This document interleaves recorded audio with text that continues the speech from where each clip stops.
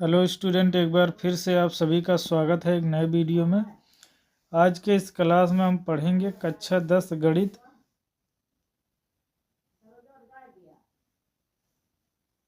हैं?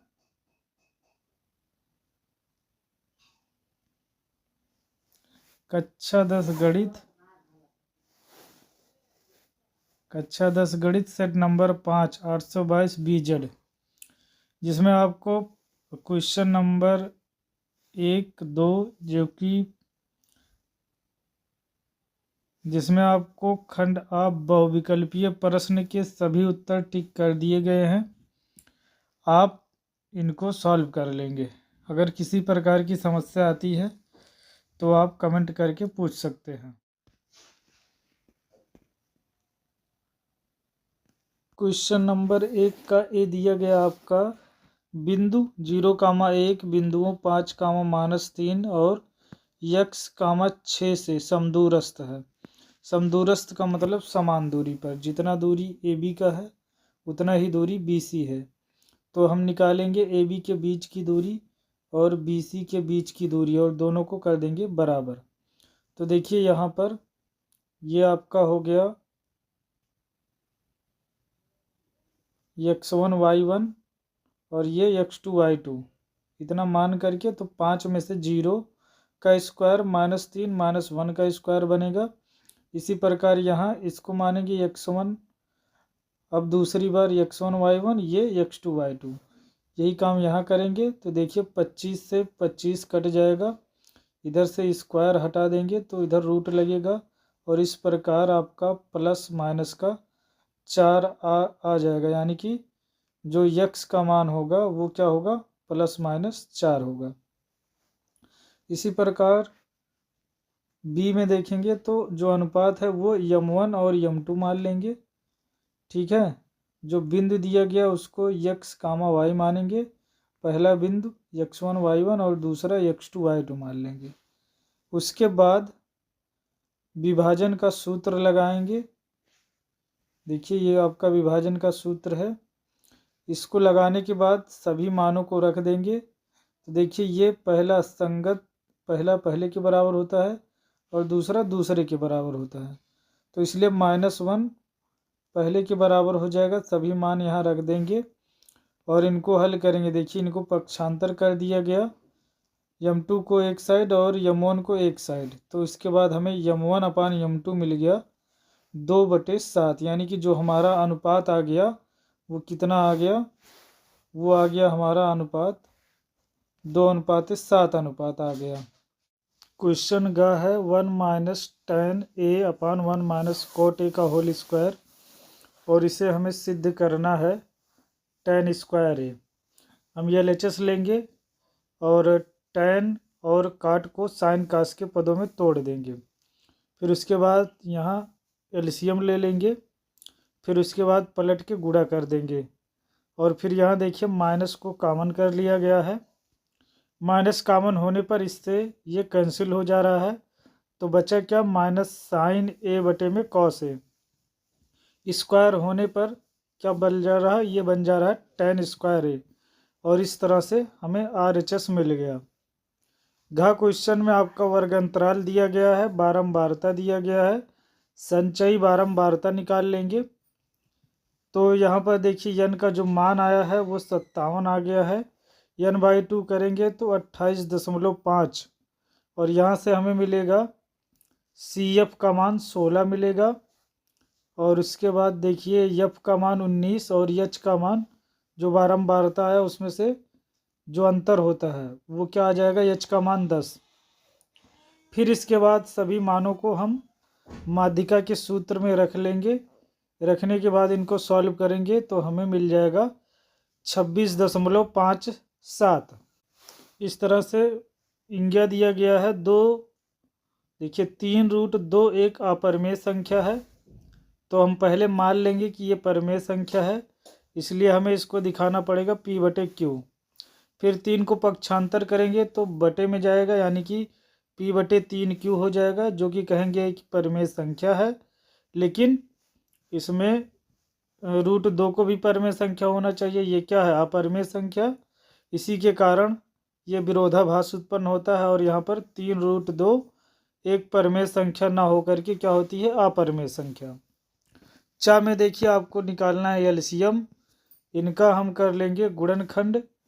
तो यहाँ से हमें सभी मान रख लेने हैं। तो वो मान क्या है, 2 × 2 × 3 × 3 × 5 × 7, और इन सभी का गुणा कर देंगे तो आ जाएगा 25 30, यानी कि 2530। जो आपका एलसीएम आएगा वो आएगा 2530।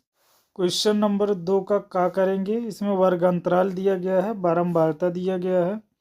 तो हम जानते हैं जिसकी बारंबारता अधिक होती है, ठीक है, जो सबसे बड़ी बारंबारता होती है वो आपका क्या होता है, F1 होता है, और इसके पहले F0 और बाद में F2। और F1 के वर्ग अंतराल को लेंगे, उस वर्ग अंतराल से हम क्या निकाल लेंगे, H का मान, यानी उनका अंतर ले लेंगे। तो 30 और 40 का जो अंतर आएगा वो 10, यानी कि H का मान हो जाएगा। अब बहुलक के सूत्र में सभी मान रखेंगे और इनको इस तरह से जैसे हल किया गया हल कर लेंगे तो हमें क्या मिल जाएगा, 33.33।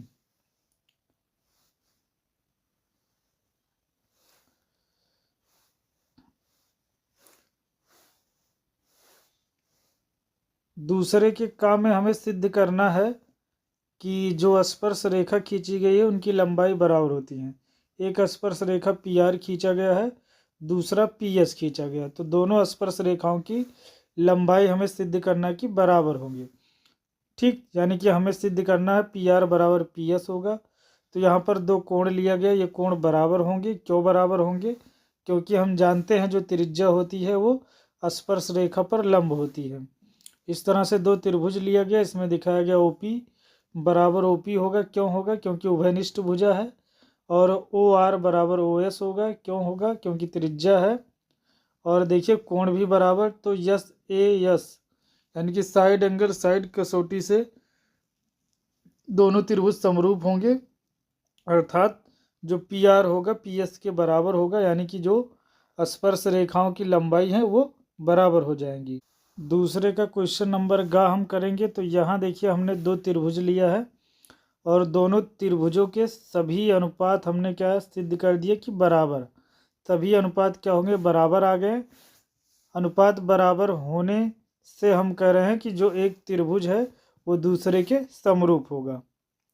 इस प्रकार से घ वाला क्वेश्चन है, तो इसमें हमने भिन्न मान लिया है, x अपान y है। तो प्रथम शर्त अनुसार दोनों में अंश और हर में एक जोड़ा गया तो भिन्न क्या हो जा रही है, 4/5 हो जा रही है। इनको हल किया गया तो 5x - 4y बराबर -1 समीकरण बन गया। और दूसरी शर्त में कहा गया कि दोनों में से 5 घटाया गया तो क्या बन जा रहा है, 1/2, और यहाँ से भी एक समीकरण मिल गया, ठीक। अब दोनों समीकरण में x के गुणांक बराबर करने के लिए समीकरण 1 में 2 से गुणा किया जा रहा है और समीकरण 2 में 5 से गुणा कराया जा रहा है। गुणा करने के बाद इनको घटा दिया जा रहा है। घटाने के बाद हमें y का मान 9 मिल रहा है और फिर यही मान समीकरण 2 में रख देंगे तो हमें x का मान 7 मिल जाएगा। तो इस प्रकार से हमारी जो भिन्न आएगी वो 7/9 आ जाएगी। 2 का इंज्ञा में हमें इनका गुणनखंड करना है। गुणनखंड कर लेंगे तो x के यहाँ पर 2 मान मिलेंगे, एक -1/2 और एक दूसरा मिल जाएगा 2/3। तो यही हमारे क्या होंगे, मूल होंगे। चा में हमें एक समांतर श्रेणी निकालना है। समांतर श्रेणी के लिए हमें दिया गया है कि तीसरा पद, तो तीसरा पद को हम लिखते हैं a+2d और ये 16 दिया गया है, समीकरण 1 मान लेंगे। फिर आगे कहा गया जो सातवां पद है वो पाँचवें पद से 12 अधिक है, तो पाँचवें पद में हमने 12 जोड़ दिया और इनको हल किया तो a से a कट गया है और ये 4d इधर आ गया तो 6d में से घट गया, यानी कि 2d बच गया और बराबर 12। और यहाँ से 2 छक्के हो गया 12, यानी कि d का मान 6 आ गया। अब इसी d का मान समीकरण 1 में रख दिया गया तो यहाँ से a का मान हमें 4 मिल गया। अब ये जो हमने समीकरण समांतर श्रेणी का जो सूत्र होता है, यानी कि इसमें हर एक पद में डी को जोड़ना होता है। तो इस तरह जोड़ते जाएंगे।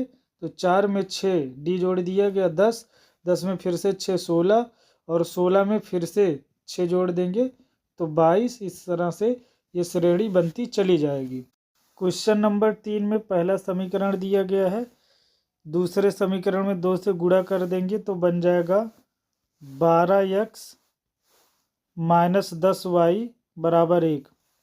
अब यहाँ पर x के गुणांक बराबर करने के लिए समीकरण 1 में हमको गुणा करना पड़ेगा 12 से, और समीकरण 2 में हमको गुणा करना पड़ेगा 5 से, और गुणा करने के बाद हम इनको घटा देंगे। घटाने पर हमें y का मान यहाँ प्राप्त हो जाएगा 1/2, और यही मान हम लोग समीकरण 1 में रख देंगे तो वहाँ से x का मान मिल जाएगा 1/2। तो x और y दोनों का मान यहाँ 1/2 प्राप्त होता है। क्वेश्चन 3 के अथवा को करते हैं। तो मान लेंगे लंबाई जो यल है और चौड़ाई b है, तो क्षेत्रफल लंबाई गुणे चौड़ाई हो जाएगा। प्रथम शर्त के अनुसार कह रहा है लंबाई में 2 जोड़ दिया जाए और चौड़ाई में 2 घटा दिया जाए तो क्षेत्रफल में 28 की कमी हो जाएगी। अब यहाँ पर इन दोनों का गुणा करा लिया जाएगा तो यहाँ से एक समीकरण बन जाएगा। इस तरह से अगली शर्त में कह रहा है कि लंबाई से 1 घटाया जाए और चौड़ाई में 2 जोड़ दिया जाए तो जो क्षेत्रफल होगा उसमें 33 की वृद्धि हो जाएगी। यहाँ भी इस तरह से इन दोनों का गुणा कर लिया गया तो यल बी यानी कि क्षेत्रफल से क्षेत्रफल कैंसिल हो गया, और यहाँ से भी एक समीकरण मिल गया। तो समीकरण 1 और 2 को जोड़ लिया गया, लेकिन यहाँ से पहले देखिए यहाँ से 2 कॉमन कर लिया गया तो हमें ये मिल गया। ठीक है, जोड़ने पर b से b कैंसिल हो गया और यहाँ से यल का मान 23 मिल गया, और यही 23 मान समीकरण 1 में रख देंगे तो हमें b का मान 11 मिल गया। अर्थात यहाँ पर जो लंबाई मिली वो 23 और चौड़ाई मिल गई 11। दिए गए सूचना के अनुसार क्वेश्चन नंबर 4 का चित्र इस तरह से बना है, और देखिए जो भवन है उसकी ऊंचाई 20 मीटर दी गई है। ठीक है, और फिर h का मान हमें निकालना है और x का मान निकालना है। तो इस तरह से 2 अलग अलग त्रिभुज लिया गया, एक बार AOB, और इनको हल कर लिया गया तो x का मान मिल गया, इसको समीकरण 1 माना गया। और दूसरी बार COB लिया गया और यहाँ से हमें x बराबर मिल गया 20√3। अब इन दोनों समीकरण में बायां पक्ष बराबर है तो दायां पक्ष बराबर हो जाएगा, और इस प्रकार से यहाँ से h का मान मिल जाएगा 20 इंटू में √3 - 1। ठीक है, और x का मान हम यहाँ निकाल चुके हैं। तो ये x और h यानी कि ये दूरी निकालना था और ये ऊंचाई निकालना था, तो दोनों निकल चुका है। इसी तरह से 4 का अथवा का ये चित्र बनेगा। इसमें अवनमन कोण, क्योंकि ये एकांतर कोण होता है इसलिए ये कोण इसके बराबर होगा, ये भी एकांतर कोण है तो ये भी कोण बराबर होंगे। और यहाँ पर हमें ये दूरी निकालना है तो BD और CD को जोड़ना पड़ेगा जैसे कि चित्र में दिया गया। और दी गई सूचनाओं को हल करने के बाद हमें BC का जो मान है वो BD और DC को जोड़ करके 4.5 इंटू में √3 + 1 प्राप्त हो जाएगा। क्वेश्चन नंबर 5 में कहा गया कि एक घन है जिसको छील करके एक गोला बना दिया जा रहा है। ठीक ना, तो छिली हुई लकड़ी का आयतन ज्ञात करना है। तो छिली हुई लकड़ी का जो आयतन होगा वो घन के आयतन में से गोले का आयतन निकाल देना है, यानी कि जो घन की भुजा है वही क्या बनेगी, गोले की त्रिज्या बनेगी। तो घन की जो भुजा 14 थी तो वो आपका बनेगा व्यास, सॉरी त्रिज्या नहीं व्यास बनेगा, और इसका आधा कर लेंगे तो जो 7 होगी वो त्रिज्या बनेगी। तो यहाँ ये मान रखेंगे हम, घन का आयतन a³ हो जाएगा और गोले का आयतन 4/3 πr³ हो जाएगा। सभी मान रखने के बाद इनको सिंप्लीफाई करेंगे तो हमें मिलेगा 1303.67, यानी कि 1303.67 मिल जाएगा। इसी प्रकार इसका अथवा है, छायांकित भाग का क्षेत्रफल निकालना है तो हमें बड़े त्रिज्यखंड के क्षेत्रफल में से छोटे त्रिज्यखंड के क्षेत्रफल को घटाना है। तो त्रिज्यखंड का क्षेत्रफल जो होता है वो थीटा बटे में 360 और गुणे में पाई आर स्क्वायर होता है। इस तरह से छोटा बड़ा है तो जो बड़ा त्रिज्यखंड है उसकी त्रिज्या कैपिटल आर और जो छोटा त्रिज्यखंड है उसकी त्रिज्या स्मॉल आर लेंगे। और यहाँ पर देखिए थीटा बटे 360 पाई कॉमन है, कॉमन करने के बाद इनके सभी मान रख देंगे क्योंकि हमें थीटा बराबर 30 अंश रखा दिया गया है, मान रख लेंगे। और जो त्रिज्या है बड़े त्रिज्यखंड की त्रिज्या 14 और यानी कि कैपिटल आर बराबर 14 रख देंगे और स्मॉल आर बराबर 7 रख देंगे।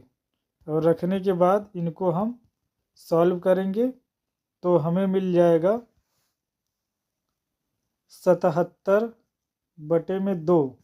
इनको हल करेंगे तो 38.5 और सेंटीमीटर स्क्वायर हो जाएगा, सेंटीमीटर स्क्वायर। और इस तरह से सेट नंबर 5 पूरा कंप्लीटली सॉल्व हो गया है। ऐसे ही और वीडियो पाने के लिए चैनल को शेयर करें, सब्सक्राइब करें। वीडियो को देखने के लिए बहुत बहुत धन्यवाद। आपका दिन शुभ हो।